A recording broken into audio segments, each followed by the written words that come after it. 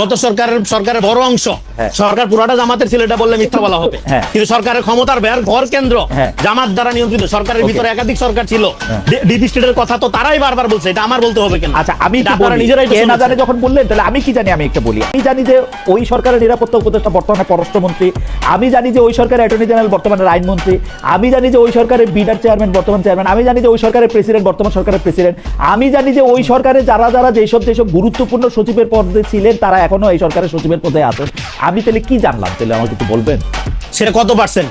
সেটা 20% এর বেশি। প্রেসিডেন্ট, পররাষ্ট্রমন্ত্রী, আইনমন্ত্রী বাদ দিলে তো পার্সেন্টেজ না। ধরেন আমার শরীরটা 68 কেজি, মাথাটা 2 কেজি, কিন্তু মাথার তো একটা আলাদা। জামাতের অর্গানাইজেশনাল ক্যাপাসিটি তো চিন্তা করতে হবে ইন কম্পেয়ার টু বিএনপি। এইটুক নিয়ে এসে এতটুকু গেছিল। কতটুকু? আপনি আবার কম্পারিজন কারা ছিল জামাতের লোক? আমি জামাতের লোক তো দেখি না। আমি তো আমি আমার কাছে জীবনে এরকম কোনো উদাহরণ নাই। ডক্টর মোহাম্মদ ইউনূস 1.5 ঘন্টা দাঁড়ায় থেকে এই সরকারের প্রধানমন্ত্রীর লগে দেখা করে গেছে ঈদের দিন।